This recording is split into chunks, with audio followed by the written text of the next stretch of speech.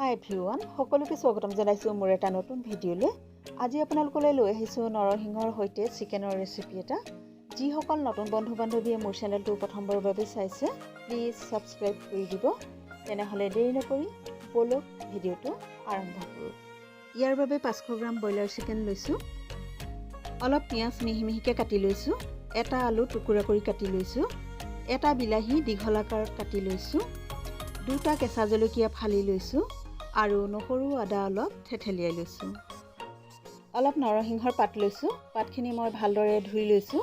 এতিয়া এইখিনি এখন পটাত পিচি ল'ম।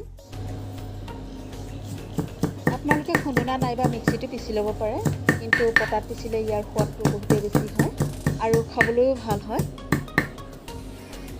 নৰসিংহৰ পাতখিনি বেছি পিচিব নালাগে, আধা পিচা কৰি ল'ব লাগে। ঠিক এনেধৰণে হ'ব লাগে।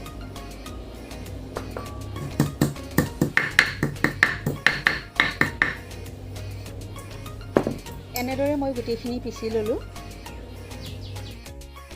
কেৰাহী গৰম হোৱাত প্ৰয়োজন অনুসাৰে মিঠাতেল দিছোঁ। তেলখিনি গৰম হৈ গৈছে। এতিয়া ইয়াতে অলপ পাঁচফোৰণ দিছোঁ। লগতে দিছোঁ কাটি ৰখা পিঁয়াজখিনি। পিঁয়াজখিনি অলপ গলি যোৱালৈকে লৰাই ভাজি থাকিম।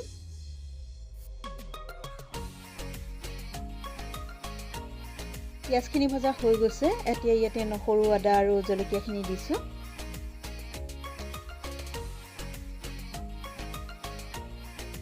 এতিয়া নহৰু আদা আৰু কেঁচা জলকীয়াখিনি অলপ দেৰিৰ কাৰণে ভাজি ল'ম। ভজা হৈ গৈছে। এতিয়া ইয়াতে 1.5 চামুচ জিৰা পাউডাৰ দিছোঁ। 1 চামুচ চিকেন মছলা দিছোঁ। 1 চামুচ গৰম মছলা দিছোঁ। প্ৰয়োজন অনুসাৰে হালধি আৰু নিমখ দিছোঁ। এতিয়া গোটেইখিনি ভালদৰে লৰাই অলপ দেৰি ভাজি লৈছোঁ।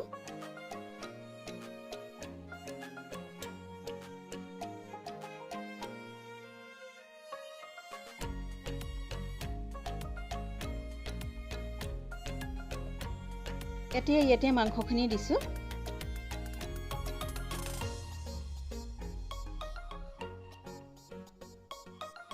গোটেইখিনি ভালদৰে লৰাই দিছোঁ।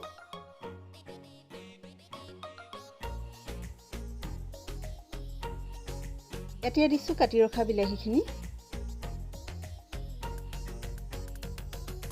গোটেইখিনি ভালদৰে মিক্স কৰি লৰাই দিছোঁ।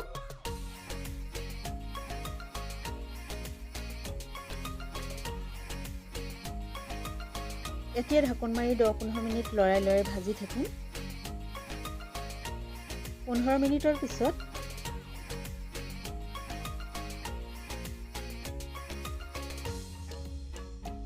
এতিয়া ইয়াতে কাটি ৰখা আলুখিনি দিছোঁ।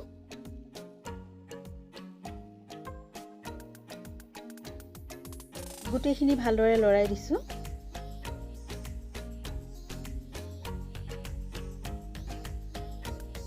এতিয়া এইখিনি ঢাকোন মাৰি 10 মিনিটমান ৰাখি দিম। 10 মিনিটৰ পিছত আলু আৰু মাংসখিনি ধুনীয়াকৈ সিজি উঠিছে। এতিয়া ইয়াতে পিচি ৰখা নৰসিংহখিনি দিছোঁ। গোটেইখিনি অলপ দেৰি লৰাই ভাজি লৈছোঁ। বেছি দেৰি ভাজিব নালাগে, নহ'লে ইয়াৰ পাতৰ গুণাগুণটো গুচি যাব। এতিয়া গ্ৰেভি হ'বৰ বাবে ইয়াতে 1 কাপ পানী দিছোঁ। মই ইয়াত ঠাণ্ডা পানী ব্যৱহাৰ কৰিছোঁ, আপোনালোকে গৰম পানীও দিব পাৰিব। এই ৰেচিপিটো আপোনালোকে লোকেল মুৰ্গী, মাগুৰ মাছ নাইবা শিঙি মাছৰ লগতো বনাই খাব পাৰিব।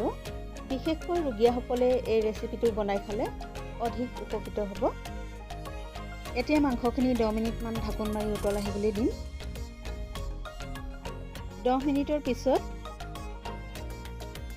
এয়া চিকেনখিনি ধুনীয়াকৈ হৈ গৈছে। আপোনালোকে যদি এতিয়ালৈকে এই ৰেচিপিটো বনাই খোৱা নাই, এবাৰ ট্ৰাই কৰিব। খাবলৈ বহুতেই বেছি টেষ্টি আৰু হেল্ডি হয়। আৰু খাই কেনে পালে মোক জনাবলৈ নাপাহৰিব। এয়া আমাৰ টেষ্টি চিকেন খাবৰ বাবে ৰেডি হৈ গৈছে। যদিহে আপোনালোকে মোৰ ৰেচিপিটো চাই ভাল পালে, প্লিজ লাইক কৰিব আৰু কমেণ্টছ কৰি আপোনালোকৰ মতামত জনাবলৈ নাপাহৰিব। আজিলৈ আহোঁ, পুনৰ পৰৱৰ্তী ভিডিঅ'টোত লগ পোৱাৰ প্ৰতিশ্ৰুতিৰে। Bye bye.